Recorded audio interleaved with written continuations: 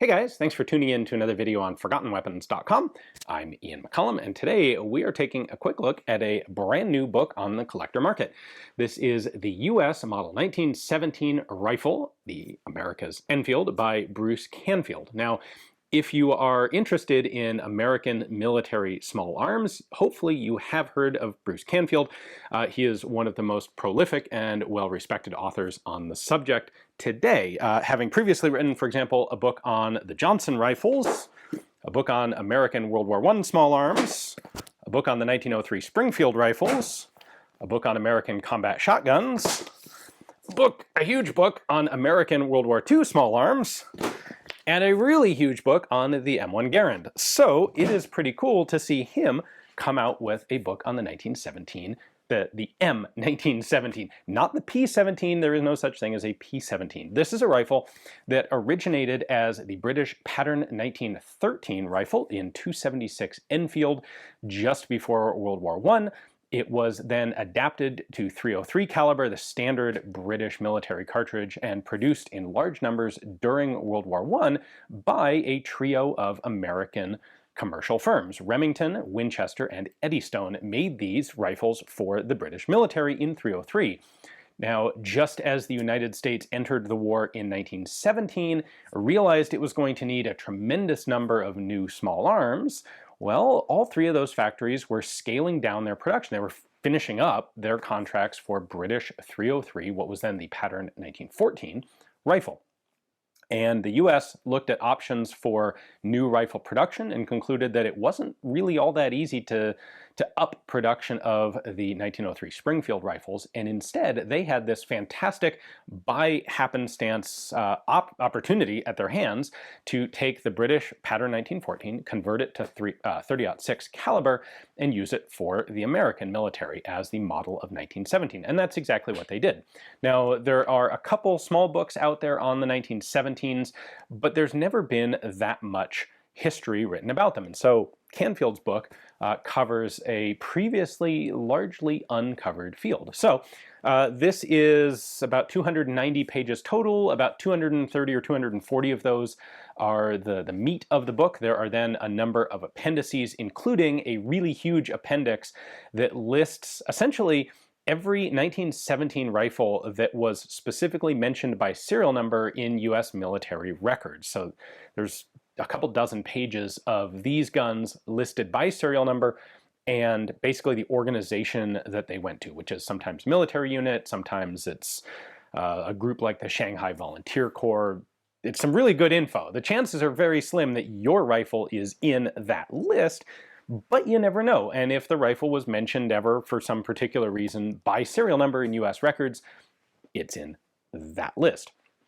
So I did, by the way, check mine. Unfortunately, I have two 1917s and neither one of them is in there, but it's worth checking. Anyway, Canfield covers just a little bit about the British 1914 pattern rifles, just enough to give you a little background so you understand where the 1917 is coming from, but this is not a book that is a significant study of the British P14. Instead, he picks up with US manufacturing of the rifles during World War II. About 2.2 million of these things were made during and just after World War II.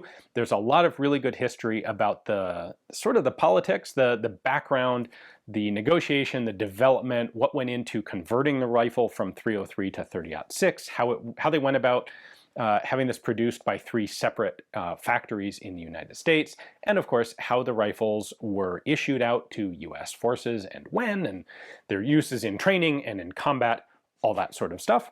Then talks about their interwar use. Of course, there was a big debate at the end of World War I about whether the US should maintain the 1917 as its standard infantry rifle or the 1903 Springfield, because they had like 3 times as many Enfields by that point as they did Springfields. Ultimately, they choose to keep the Springfield as the standard Army small arm.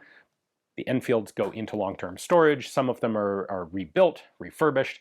That's covered in the book. And then their World War II usage is covered in the book. So they would come out of storage. They were used in World War II by US forces.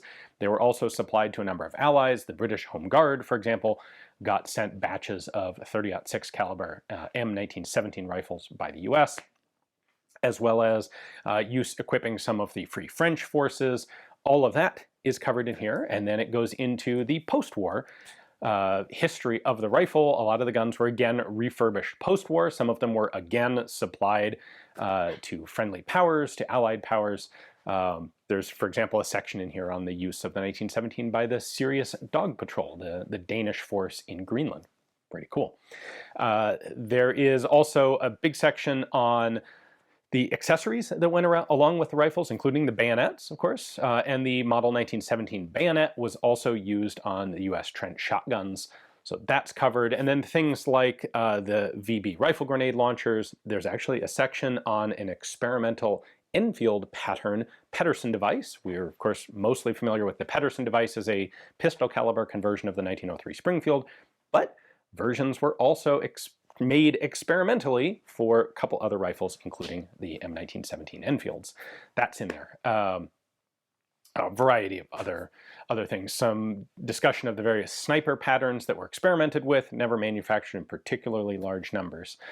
And then a section on collecting the rifles. So what you need to know about rebuilds, some of the markings, and then a couple appendices of some good extra data. So the one thing that this doesn't really cover is the really fine detail on the individual components and how those components may have changed in their detail throughout production. That's the sort of thing that Canfield does cover in books like his book on the M1 Garand.